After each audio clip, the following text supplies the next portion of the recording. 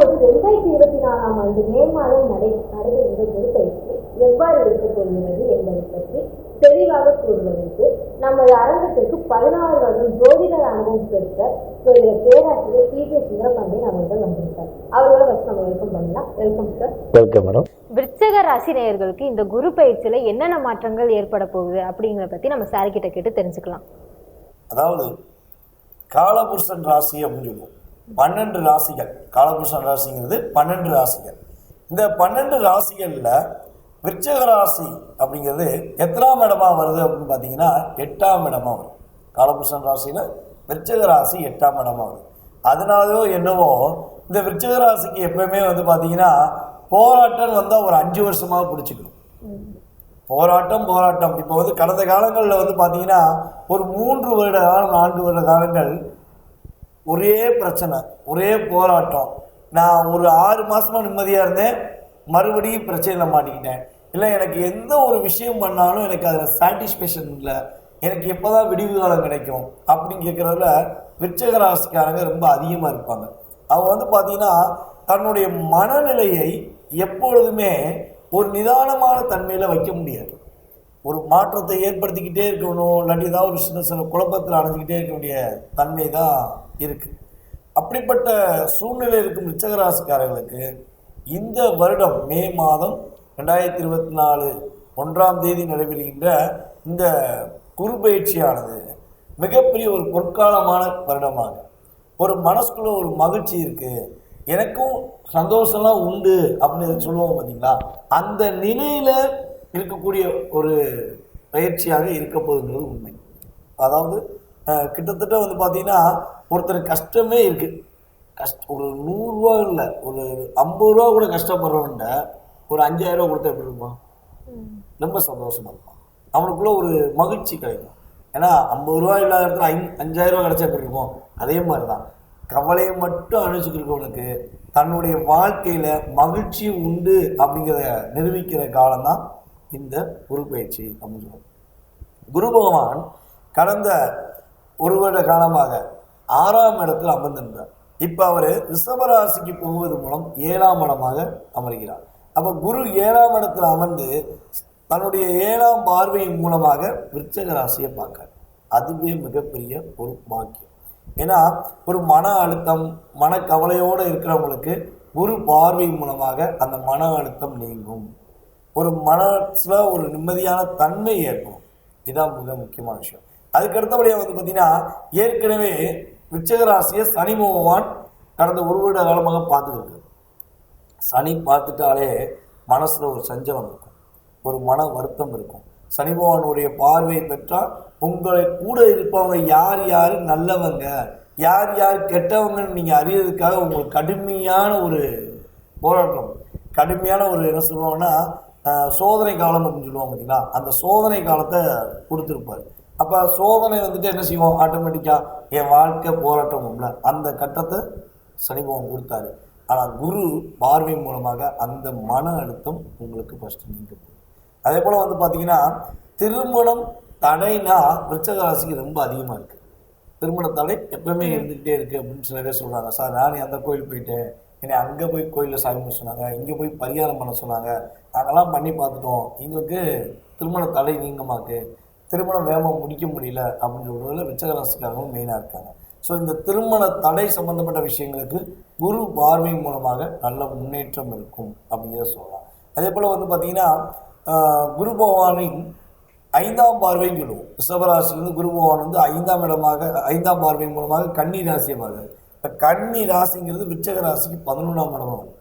ஒரு மனிதனுக்கு 11ஆம் இடம் நன்றாக இருந்தால் அவன் எந்த விஷயத்தையுமே சமாளிக்கிற தன்மையில் வந்துடுவார். அவரால் பொருளாதார விஷயம்னாலும் சரி, மனம் மகிழ்ச்சிக்கு சம்மந்தப்பட்ட விஷயம்னாலும் சரி, 11ஆம் இடத்துல ஒரு நல்ல ஒரு வலிமையான தன்மை இருக்கணும். ஸோ அந்த நிலையில் இந்த குருவானவர் தன்னுடைய 5ஆம் பார்வை மூலமாக கன்னி ராசியை பார்ப்பதனால விருச்சிக ராசிக்காரங்களுக்கு மிகப்பெரிய ஒரு பாக்கியம் உண்டு. ஒரு பொருளாதாரத்துக்கு ஏதாச்சும் ஒரு பிஸ்னஸ் பண்ணியிருப்பாங்க, அதில் பணம் வரல, லாபமே வரமாட்டேங்க அப்படின்னு நினைக்கிறவங்களுக்கு இந்த வருட காலகட்டங்கள் லாபங்கள் கை நிறைய இருக்கும். 10 ரூபா போட்டாங்கன்னா 100 ரூபா கிடைக்கும், 100 ரூபா போட்டால் 1000 ரூபா கிடைக்கும். அப்படிங்கிற மாதிரி இவங்களுடைய உழைப்புக்கு ஏற்ற ஊதியம் கண்டிப்பாக உண்டு அப்படிங்கிற சொல்லலாம்.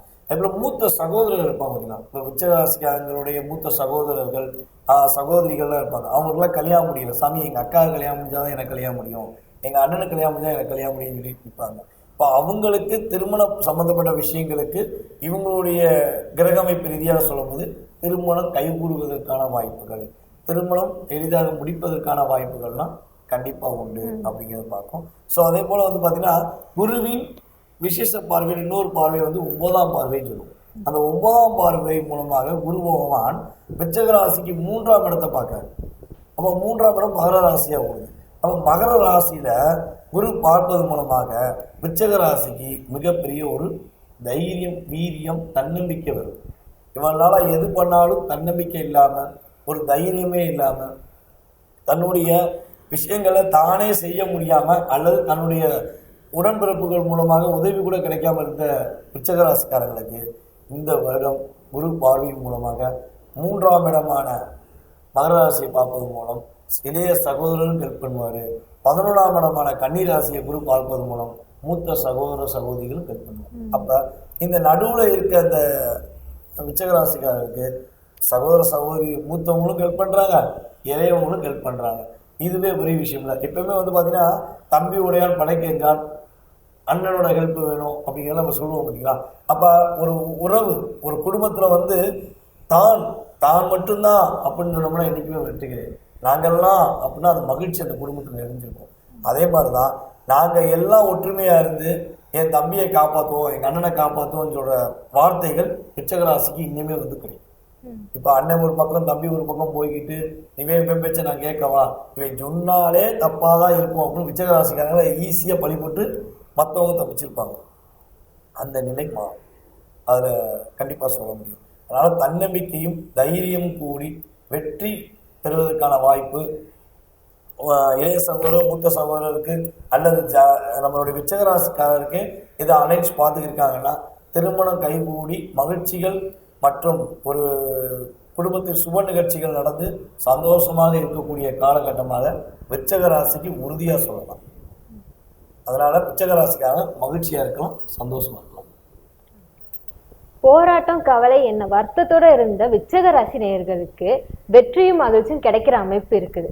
வருடம் சித்திரை மாதம் தமிழ் வருட பிறப்பு என்பது மிகப்பெரிய ஒரு முக்கியமான செயல்பாடு.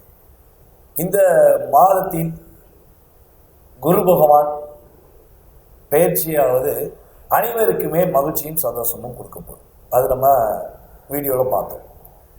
இது தவிர்த்து வந்து பார்த்திங்கன்னா இந்த நம்ம சொன்ன குரு பயிற்சி பலன்கள் அப்படிங்கிறது வந்து பார்த்திங்கன்னா ஒவ்வொரு ராசிக்கும் 20லேருந்து 30% செயல்படும். அதில் எந்த மாற்றமும் கிடையாது. கண்டிப்பாக 20லேருந்து 30% வாழ்க்கையில் நல்ல விதமான மாற்றங்களும் உண்டு.